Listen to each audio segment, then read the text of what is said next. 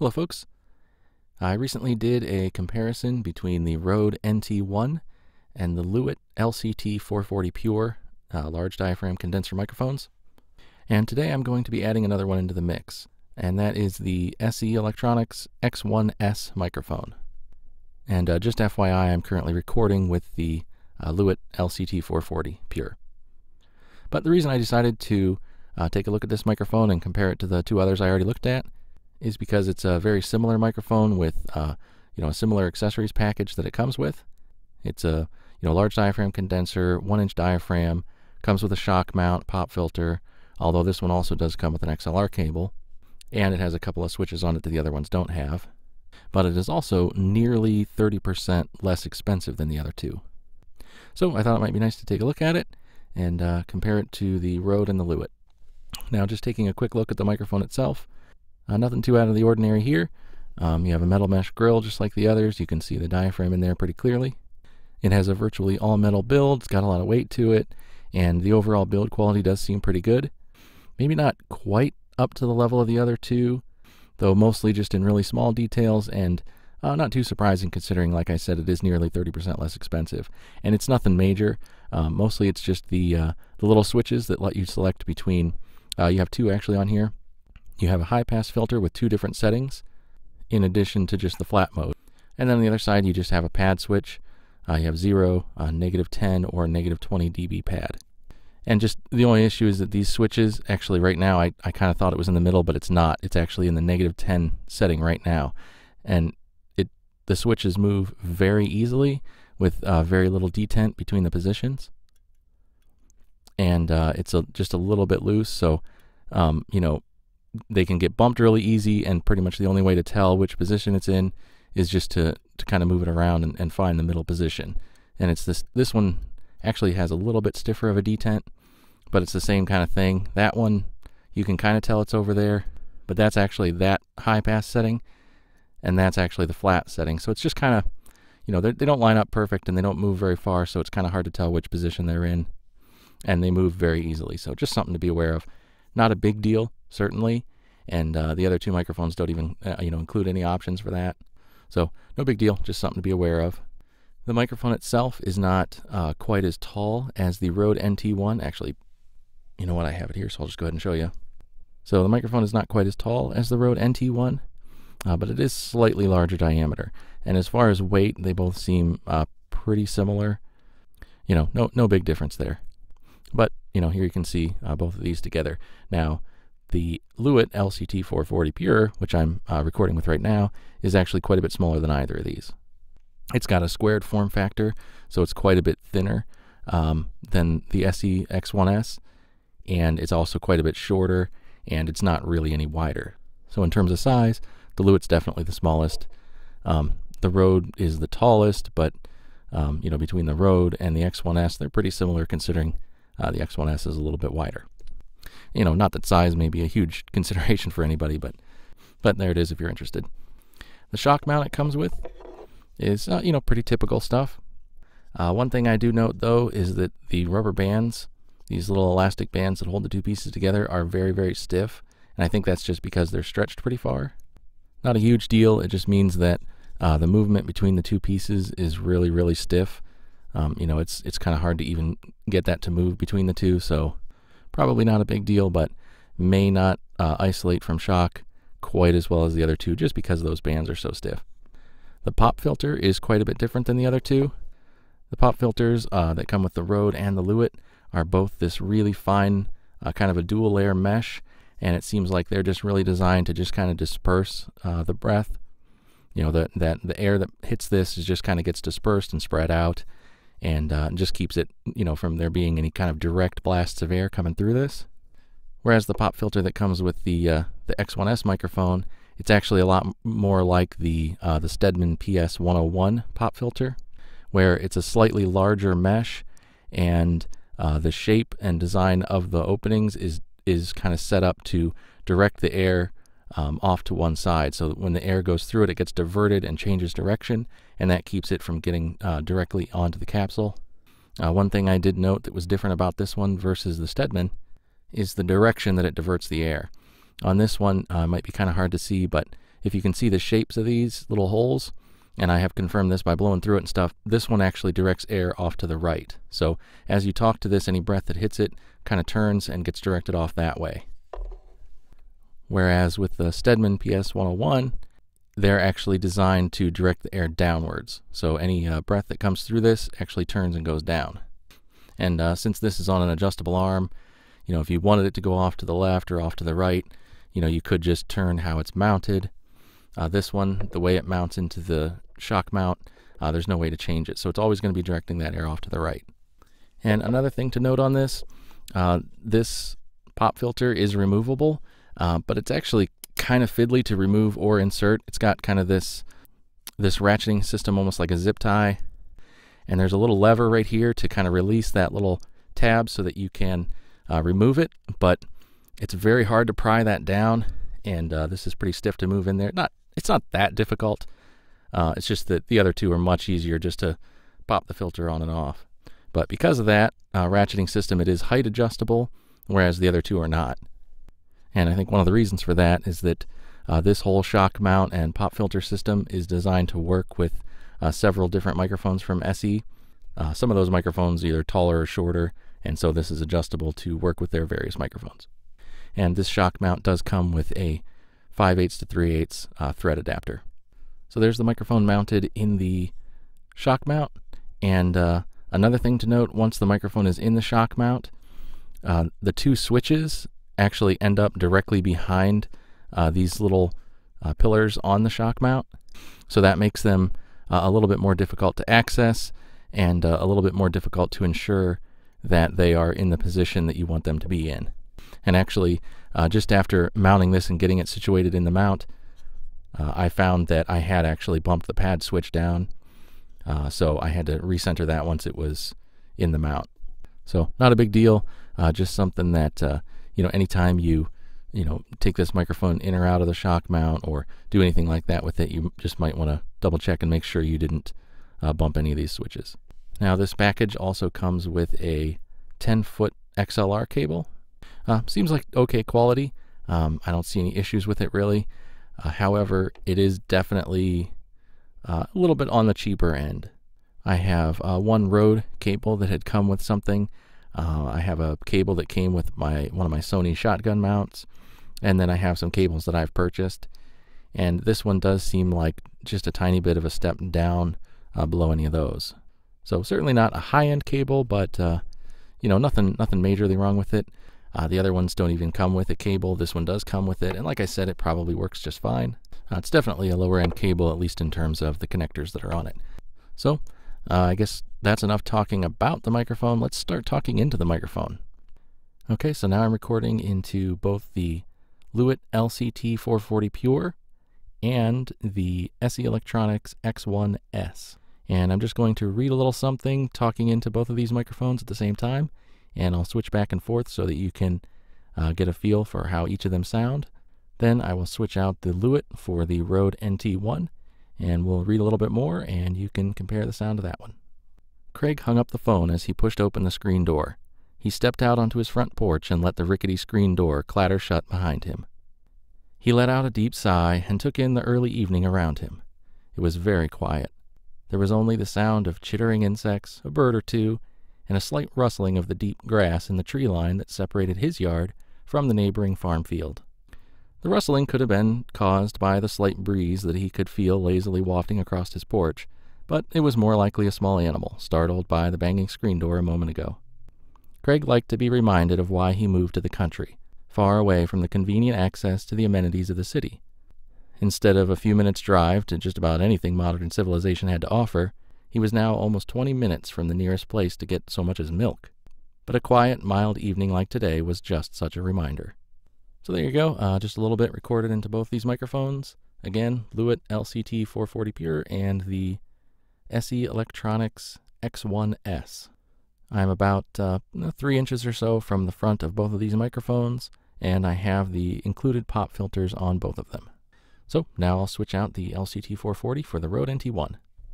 Okay, so now I've got the Rode NT1 hooked up, and just a couple things that I did notice right off the bat. The LCT 440 Pure and the SC Electronics X1S have a very similar sensitivity. To get similar levels, I had the gain set pretty much identical for both of the microphones. But with the NT1, it is a little less sensitive. I had to turn the gain on my interface up just a little bit to have similar levels coming out of these microphones. Also, while the shock mount that comes with the Rode NT1 is definitely the largest and bulkiest, I'll have to say that's also the most effective. But I'm going to read a little bit more, this time into the NT1 and the X1S, and you can compare and see how the two sound. There were 3 wooden chairs, spaced evenly across the porch. Craig walked a couple steps to the nearest chair. The chair creaked slightly as he sat down. He slumped low in the chair and propped his feet up on the railing in front of him. He laid his head back and closed his eyes. He took a deep breath and let out another long, slow sigh. He wasn't tired, but he kept his eyes closed, savoring the quiet calm that surrounded him. He was determined to let the peaceful serenity of this evening last as long as possible. After the phone call a few minutes earlier, he knew to expect a visitor before too long. He knew that after this visit, the peace and calm would be over for this evening at least, and possibly for a long time to come. So he was going to appreciate it while it lasted. So there you go. That is the Rode NT1 compared to the SC Electronics X1S. Alright, so now I'm going to test out the high-pass filters on the X1S. Right now I've got it in flat mode, but there's 2 high-pass filter settings. There's an 80 Hz setting and a 160 Hz setting. So I'll go ahead and switch it over to the 80 Hz high-pass and see how that sounds. Okay, so now we're in the 80 Hz high-pass filter setting. So that's going to roll off any frequencies below 80 Hz. So with voice, it probably won't make a huge difference, but you may notice just a little bit less of that, very lowest rumble. And my voice does have quite a lot of that really low frequency rumble to it, so it might change the tone of my voice just a touch. But now we'll go ahead and switch over to the 160 Hz setting and see how that sounds. So now we're on the 160 Hz high-pass filter. So anything below 160 Hz is going to get rolled off, and that setting would be very effective at eliminating, pretty much all of, the real low rumbles, background rumble, you accidentally touch your desk and you hear that little thump, that kind of thing. Might even eliminate a lot of plosives. But 160 Hz is starting to get high enough that, it could start to really affect the sound of your voice as well. So, it may not be useful in all situations, but, maybe it will be just what you're looking for too. But either way, this is the X1S with the 160 Hz high-pass filter engaged. So now we're back to flat mode, and I'll just say that these switches being kind of partially blocked by the shock mount, in practice it's not really that bad. Now that I've done it a few times, my fingers just go right to the switch. I know right where it's at, and I can switch it without too much trouble. As far as the pad switches, not really a whole lot of point in demonstrating that. It's just going to make it either 10 or 20 dB quieter, depending on which position you have it in. And that would just be for, miking really, really loud sources if you're, singing and you really, you're really belting it out there, or, if you're miking drums or, electric guitar amp or something really loud. Just might give you a little bit more headroom if you're having trouble with clipping or anything like that. Overall, I think this is a very good sounding mic. I think it actually does sound fairly similar to the other two. I think it sounds the most similar to the Rode NT1. I think, those two sound the closest to the same. The Lewitt LCT 440 definitely has a little bit more at the very top end. So whether it's boosted or whether it's just doesn't roll off as much, it definitely has a little bit more in the highest treble frequencies. So you get just a little bit more crispness and clarity up at the top than you get with the NT1 or the SE X1S. So if that's what you're looking for, definitely a bit more top end with the Lewitt. I would say that the very low end on the Lewitt and the X1S sound very similar, with the Lewitt just having the LCT 440 just having a bit more at the top end. Now that extra clarity can be nice, but depending on your voice or depending on what's going on, at least for my voice, I think it does, well, at least it can sound a tiny bit more harsh at times. Picking up just a little bit more of the, the mouth clicks and just a little bit more of the sibilants and stuff. Not bad, though. It's not high enough to be harsh or troubling. Like if I'm just listening to recording from the Lewitt, I don't notice it. But if I'm switching back and forth between the Lewitt and either the NT1 or the X1S, I do notice just a tiny bit less harshness at the top, the other two sounding just a tiny bit smoother. But depending on what you're doing, maybe that top end is just what you're looking for. But again, low end on the LCT 440 and the X1S sound very similar to me. Similar amounts of, the very lowest lows, similar clarity to the lows and all that. Now in comparison to the NT1, I think the X1S and the NT1 have very similar highs at the top end. I think they sound very similar to my ears with a couple different sets of headphones. Very, very similar at the top end. Now at the lows, that's a different story. The NT1 definitely has more of that very lowest sub bass than either the LCT 440 or the X1S. So when talking about that just very low rumble that my voice has, or just rumble in the room, or just kind of background rumble and that kind of thing, the NT1 is definitely going to pick up more of that than these other two microphones. Now once again, maybe that's what you're looking for. Maybe you just need or want that just very lowest bass in your recordings. Maybe your voice benefits from that, or whatever it is you're recording. Maybe you just really want that really low bass extension of those very lowest lows. But I think at least for my voice, where it does have a lot of that, just that really low rumble into it, that very low rumble that this NT1 has, can make my voice sound just a little bit muddy. Now, maybe you could argue that that's just how my voice sounds, and that's more natural, and that's how it should sound. And maybe that's true, I don't know, but it definitely sometimes makes, words sound a little bit muddier with the NT1 than with the other two microphones. But not too bad. It's just noticeable that little bit of extra low is there. And honestly, it's pretty easy to EQ out that, very lowest rumble if you don't want it. And if you do want it, it's easier to take out than it is to add, I think. But either way, that's kind of, my take on the three microphones. I would say the LCT 440 has the most highs, the NT1 has the most lows, and the X1S is kind of in the middle. Very similar highs and clarity to the NT1, a very similar smoothness at the top end to the NT1. Not quite as much crispness, and very, very highest extensions as the LCT 440. Also, not quite as much bass extension as the NT1. Much more similar response to the LCT 440 out of the X1S. So there you have it, comparison of the SE Electronics X1S with the Lewitt LCT 440 Pure and the Rode NT1. So what do you think? Which one do you prefer? Is the X1S as good as the other two when factoring in the cost and the fact that it's quite a bit cheaper? Or is it just as good as the other two altogether? Regardless of price, do you like it just as well or better? Or do you prefer one of the other two? Myself personally, I like all three. I like the fact that this one is just so much smaller than the other two in terms of the microphone itself, but also just the package with the pop filter, the shock mount, and all that. It's just so much less in the way. You can get so much closer to it, and that actually is another thing to consider. If you did want a little bit more of that really low end out of the LCT 440 Pure, it's a little bit easier to leverage the proximity effect with this microphone just because the pop filter and everything is so close to the microphone. You can get a lot closer to it without having to remove the pop filter, without having to adjust the position of the shock mount or anything like that. So it's a little bit easier to leverage the proximity effect on this microphone.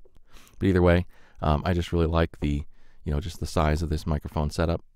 The NT1, very smooth, excellent bass extension.